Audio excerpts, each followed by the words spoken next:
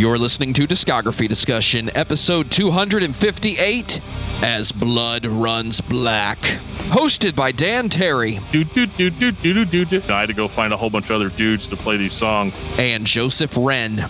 Blast beats, breakdowns, dude growling at the mic. Presented by discussmetal.com.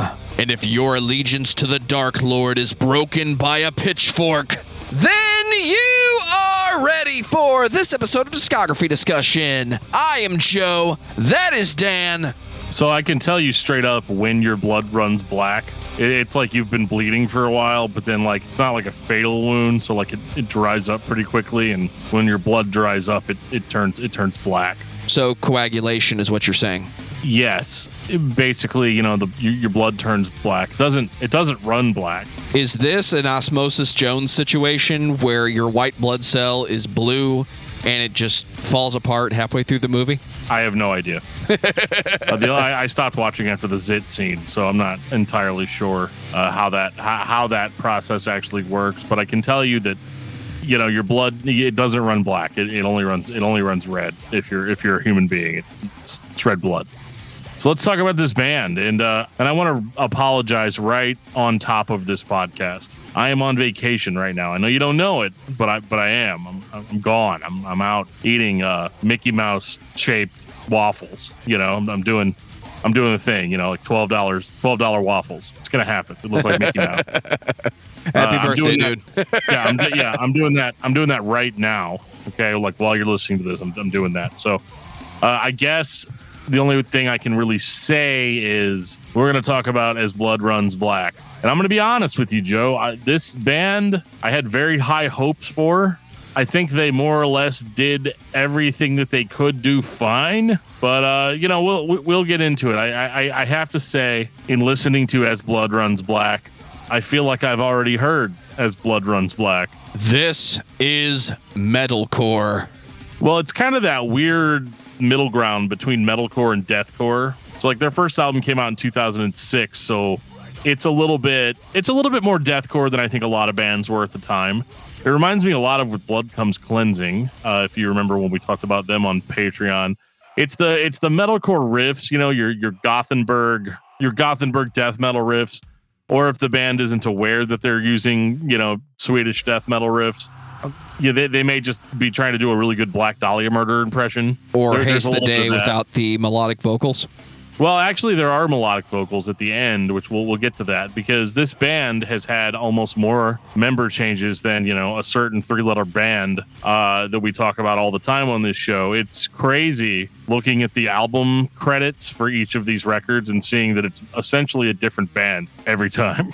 If what you're looking for is that metalcore experience from the mid-2000s, you're going to get that with this band. It's not bad, but you said it right up front. I've heard this band many times before.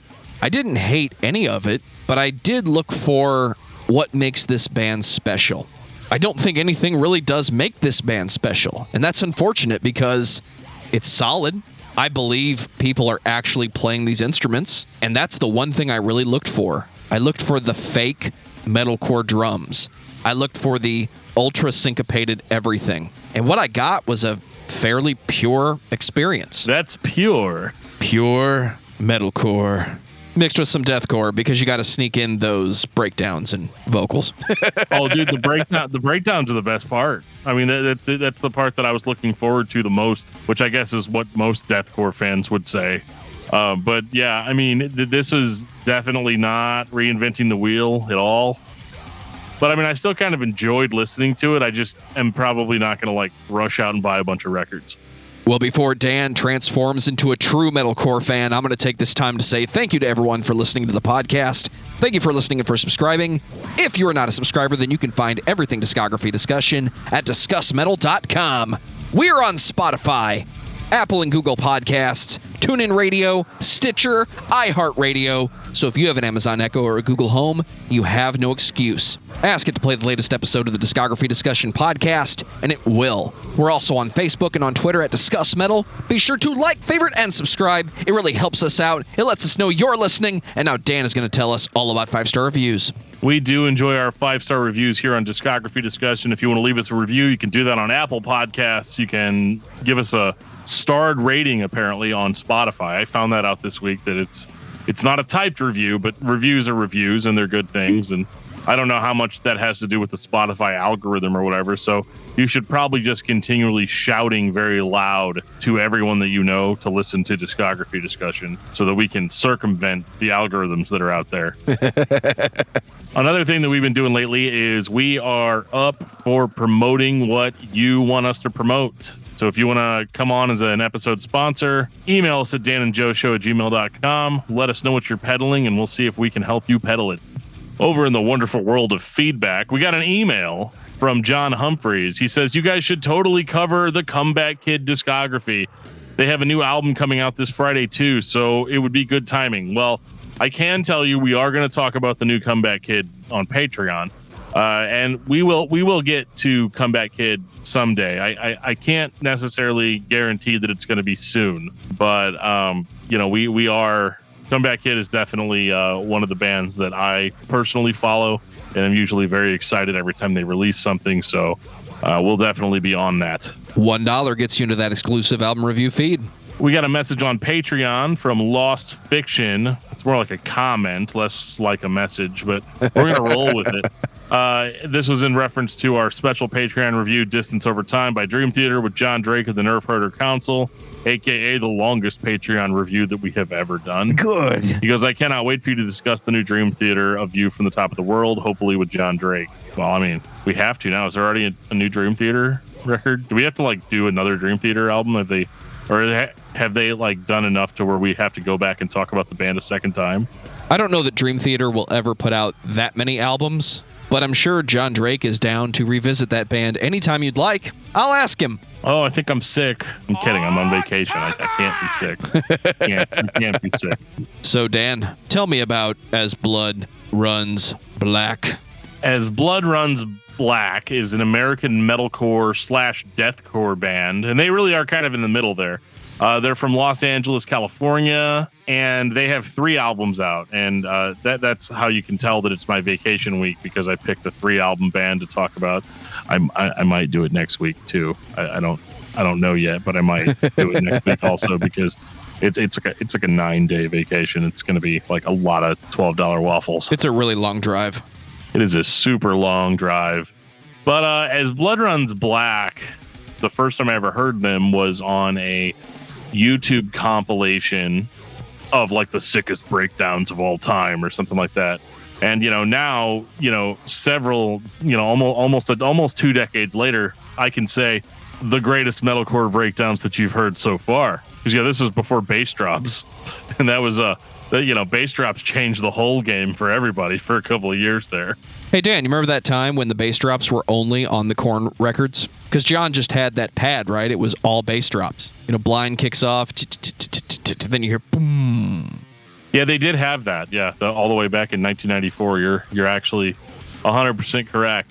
As Blood Runs Black was created in 2003. They go that far back. And they used to be called a band called Broken Stems, but then they decided to change their name to As Blood Runs Black, which I think is a much more metal name. It's a little bit like I'm in a Hot Topic corner crouched against the wall and I'm telling everybody that my blood runs black. I wonder if there's any connection to the Darkest Red by the Agony Scene. I'm picking up that vibe of no, if you just dig deeper, the blood just gets darker and darker, and then eventually it's black. I don't understand it. It's just red blood unless it congeals, and then it's black. Does it all become a silent planet of metalcore bands? Oh, we did this already. Layers and layers and layers.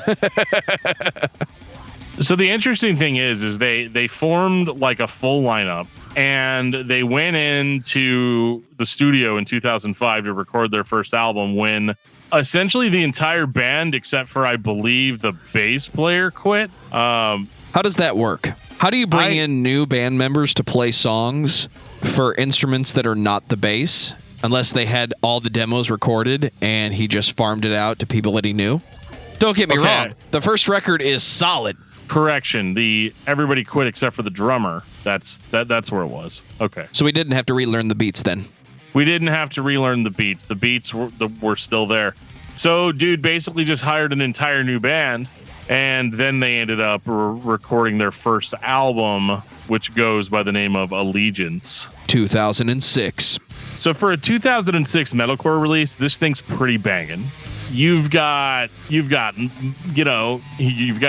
the Gates riffs with way faster drumming, really fast drumming. This dude was pissed off. I would be too, because I had to go find a whole bunch of other dudes to play these songs whenever we were going to record these songs earlier. And so for 2005, 2006, I mean, this is as close to deathcore as you were going to get before deathcore became like a really popular genre. Blast beats, breakdowns, dude growling at the mic. It's everything the rest of the world wanted when Zao wasn't mainstream enough. I don't know about that, but apples and oranges there. But I think that as Blood Runs Black, like I said, they remind me a lot of two Christian bands, because that's just the side of the pool I came from. With Blood Comes Cleansing, and there was another band called Common Yet Forbidden that, like, if I played you Common Yet Forbidden and then I played you as Blood Runs Black, you'd have trouble telling which band was which. What I do like about As Blood Runs Black is their focus on guitar leads, melodies, and solos, which is something that the deathcore kind of moved away from. But you see, you still got the bones of metalcore here. The only thing really deathcore about this are the breakdowns and the vocals, the deep, ultra guttural vocals that kick in. But you've also got your like black metal-ish shrieks going on. Your kind of Black Dahlia Murder type of vocals. This alternation between deep and growly, higher pitched vocals. Like I said, I respect it. It's just very par for the course as far as this genre goes. And I don't necessarily want to throw shade, because I think more than likely they were one of the first bands playing this style that got like any sort of like actual attention by metal fans. Because I mean, in 2006, we're still looking at like Killswitch Engages and As I Lay Dyings, and it's not that those bands don't still exist now, but they were at the height of their popularity at that time. So here you've got something for the metalcore fan that doesn't want to listen to, quote, all that mainstream shit. And yet this sounds so mainstream. The one thing it's missing is the melodic choruses. And I could see a fan of this style latching onto that as their underground thing. Yeah, my record is heavy, and it's got the riffs, and it sounds like those bands, and all the riffs start with that dun dun dun dun. But these guys don't sing, so it's heavier than you. I feel like I've met that guy more than once. Most of the bands that sounded like this at this time didn't sing. I mean, almost nobody. Because, like, I mean, you say it sounds like mainstream, but in 2006, this would not have been like mainstream metalcore. This would have been for the kids that are like, oh, I don't want to listen to melodic singing. I don't want to listen to this or that. I mean, it's really, but it's got enough blast beat in it to sell somebody that doesn't listen to death metal on the fact that it's death metal. Absolutely. So, I mean, there's that aspect of it. And like I said, I think it's a good record. It's hard for me to sit down and listen to 37 minutes of this and not just immediately think of all the other bands that I've heard that sound like this. And like I said, I don't want to throw shade, because I'm not sure if the bands I'm mentioning were around as early as these guys were. So maybe they're not generic.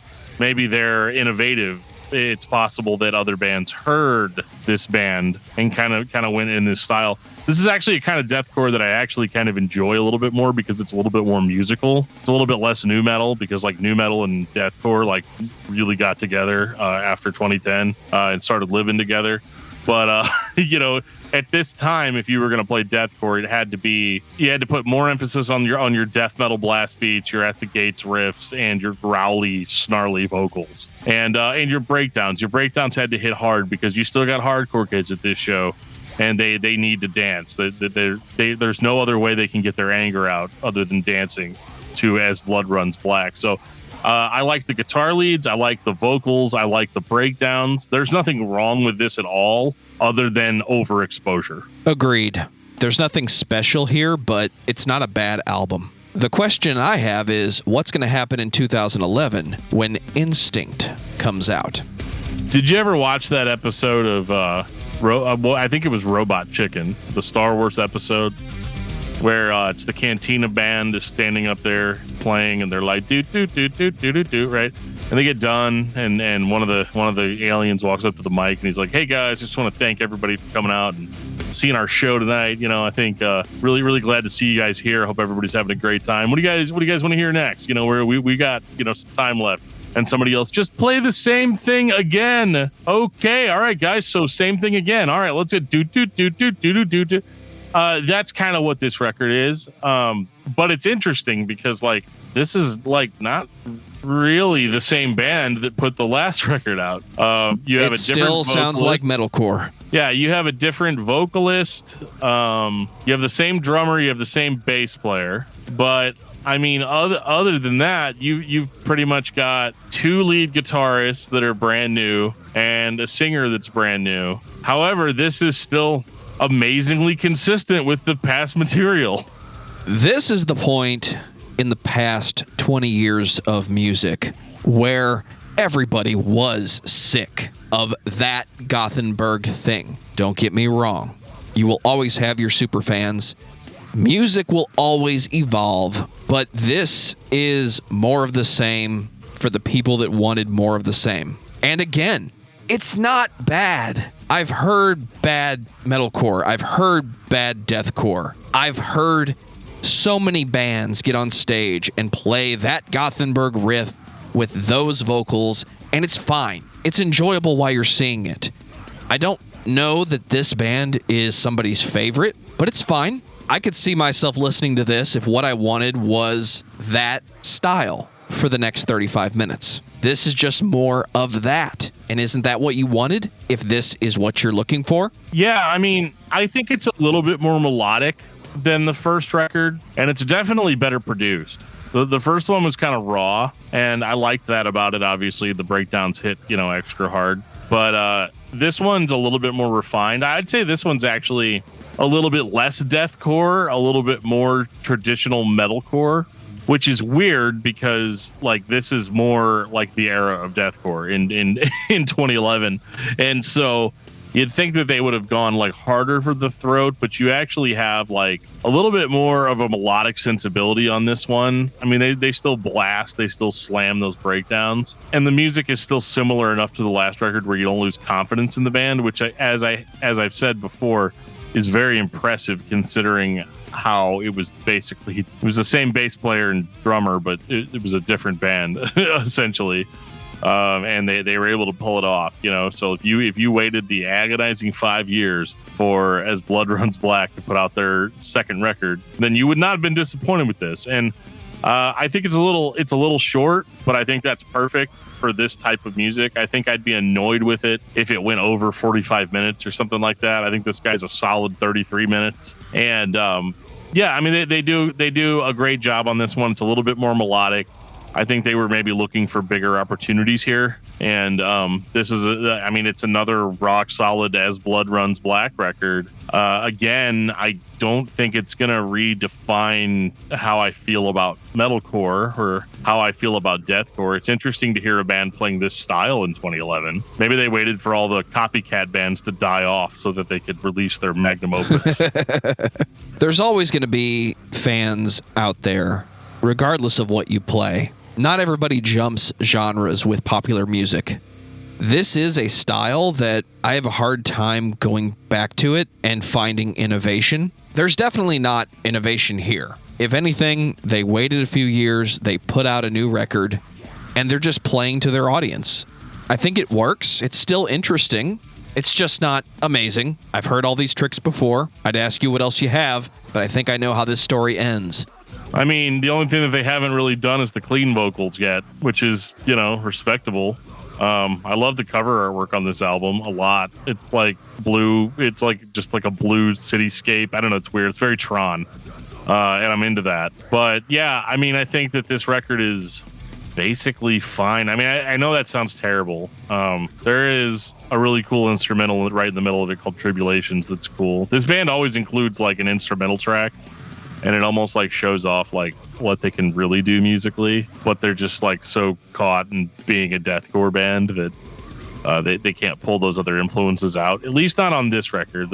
It gets a little bit more interesting on the next one, but as far as where the band it was in 2011, I think really it was more of a, we've had all these lineup changes, and for all I know, the guys that were on this record had been in the band for years, since 2006. But I think it was kind of a return to status quo sort of moment where it's like, yeah, we're back, and you don't recognize half the people that are in here, but I don't know. This is a hard one. I don't know the full story, and so if anybody from the band listens to this, I'd love to hear the full story. So hit us up. But, I do think that they did perfectly fine here. I don't have a whole lot else to say about it. I'm sorry. 2014, Ground Zero. Now, Ground Zero, this one's probably my favorite one. And not for the reasons that you would think. Usually whenever a band gets a new vocalist, which this is the same band that recorded the previous record, so we've got at least that going. The only difference is the vocalist has changed. I think this band's had over 6 vocalists at different times, like a lot of touring vocalists and things like that. More people out there that can sing deathcore than you think that they can. But this is the first record where the band really doubles down on the melody. I mean, they come off banging on the first song, like, we don't want you guys to lose hope. But like as the album goes on, more like melodic vocals kind of start creeping their way into the sound. And I hate to say it, but like if I'm listening to 2 albums that objectively sound the same, getting something like this at least makes it a little bit more interesting. I don't know if it was like the most creative choice to throw clean vocals into the mix, but they did make it work as well as they could with their sound without compromising their heaviness. They have moments where it's just straight blast, and then moments where it's a little bit more refined, a little bit more melodic. And I think it works really, really well. And it's interesting that this late into their career that they're, they're choosing now to kind of stretch their musical legs a little bit more. Maybe it all ran together for me, but this album feels more creative. It sounds like the guitars are taking turns, almost like Zayo, almost like Norma Jean, Oh God, the Aftermath, where it's very blatant that one person is playing the dissonance and then the next one does. It's a very modern metal thing to do, but it's cool. It works here in this context because so much of metalcore and deathcore guitars run together because the album is supposed to sound big, right? I feel like this one focuses on the playing more than some of their contemporaries, and I think that's interesting. To hear on an album in 2014 that sounds like this, that's playing this style, a little bit of melody, and a clear emphasis on the players. I think this one is the most interesting listen. I do too. This is the one that my ears kind of perked up to a little bit more. I don't necessarily think that the clean vocals are good, but I'm happy to hear them doing something different than what I've heard already 2 times in a row. And so, because I don't feel like the melody is super deep. It almost feels like it was added later, or at least like the melodic vocal was added later.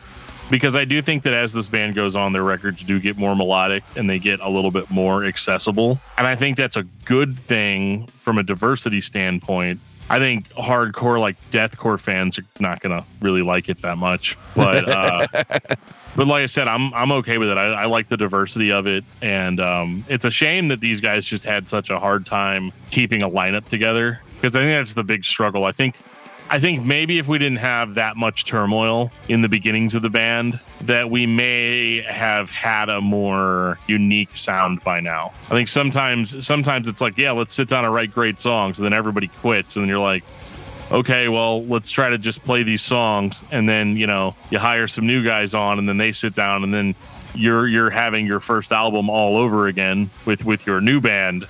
And so it takes a little bit to get those innovation juices kind of flowing. Do you think this was a case where the band had to deal with the fact that they were new and they maybe just hired someone that can play the Gothenburg stuff? because it feels that way until you get to this album. Then there's more layers, almost like somebody pushed it creatively and insisted that we do something else, guys. The metalcore thing is fine, but can we add some keyboards in places? And I don't mean those keyboards. Right. It's interesting, though, because this was on a different label. This was on Standby instead of Media Scare. And apparently they had some sort of huge problem with Media Scare. I don't know what it is. I'm sorry. I know that's not super informative, but when you're going back like 10 plus years looking for news articles about this kind of stuff, it's either not there at all or the websites have been scrubbed from the internet, And so I don't know what the deal was, but inevitably they decided that they were just going to break up after this because it was just too much. They got screwed over too much, and I think too many people coming in and out the door, I think is going to stifle you creatively because you're too concerned with having enough people to be on stage to play the songs. Then the songs sometimes tend to take a bit of a backseat. And I don't think any of their material is bad. I know it sounds like I'm like slamming on them. It's not bad at all. It's just that this was a very trendy style at the time that they were out. Absolutely. And I don't know if they innovated it or not. If they did innovate it, then hats off to them because it sounds really good. It sounds really cool. But unfortunately, I had so many choices of bands that sounded exactly the same over the years that this one just got kind of overlooked for me. Final thoughts on As Blood Runs Black. Dan. I mean, if you're looking for a time capsule of what deathcore was before it became what it is now, how do you go from something like this to Emmure or Attila, that sort of stuff. These were the original deathcore bands, these were the guys that were pushing metalcore as hard as they possibly could to birth it into the quote unquote new genre. I know deathcore's not a new genre, but whatever, like as far as like these bands rising to prominence, in the minds of metal fans, deathcore was a relatively recent phenomenon when this band was on the scene. So I think they're definitely worth checking out. If you haven't heard this kind of deathcore before, if you lived through it like I did, you could probably take it or leave it. I think this band is okay. If you're looking for a throwback on deathcore from the mid-2000s, you can't really go wrong with this one. I think the last album is the most interesting listen, but don't ignore the first two albums, even though they might be carbon copies of that metalcore band or that deathcore vocalist. It's just a fun listen. Put on some energy and fall back into the hardcore pit. If you haven't done that in a while, this might be exactly what you're looking for. I had a good time listening to the band this week, but it's just not for me. It's not my nostalgia. I like this style, but I'm not looking for another one of those bands. I feel like this style has far exceeded its trend, but that doesn't mean you can't have a good time listening to As Blood Runs Black. So check this band out. Dan, what's your album of the week? Hands down, it's not even close. It is Oh What the Future Holds by Fit for an Autopsy. Will Putney and the boys bring it pretty hard on this one. For me, it's Isolation Ritual by HarborLights. Ooh. Did you check this one out yet? I haven't yet. If you're not part of it, you definitely need to join the Discord server and get in on these conversations, because every week around Friday, we start to get recommendation upon recommendation of bands on Bandcamp. And this one snuck up on me. Dan, it's up your alley. It's Hum plus Tool. You're welcome. I will have to check that out. Take us out, DFT. First of all, I want to thank all of you guys for listening to the podcast. And again, I apologize for the shorter episode. We will surely get back to one that you'll have to break apart into 3 parts to listen to the entire thing sometime soon. But, I just want to say thank you guys again. And if you guys are new to this podcast and you want to reach out to us, there's a lot of different ways you can do that. You can send us an email at danandjoeshow@gmail.com. You can follow us on Facebook at facebook.com/discography discussion. You can follow us on Twitter at discussmetal and on Instagram at discussmetal. You can also join our Discord server. There'll be a link in the show notes. It'll take you to our Discord server where we are having all kinds of conversations about music pretty much all the time. It can sometimes be a little hard to keep up. If you would like to support the show monetarily as a episode sponsor, you can send us an email again at danandjoeshow@gmail.com. Let us know what you're selling, and we'll see if we can help you sell it. And on that note, this has been episode 258 of Discography Discussion. Thank you for listening. You can like us on Facebook and follow us on Twitter at discussmetal. Subscribe to our podcast everywhere you listen to podcasts, including Google Play, Apple Podcasts, and Stitcher. Visit discussmetal.com for all things discography discussion, and please send questions and comments to danandjoeshow@gmail.com. If you are not a patron, you can become one at patreon.com/discussmetal. We have some sweet perks. Scrooge McDuckin through your money. $1 a month gets you to that exclusive album review feed. Right now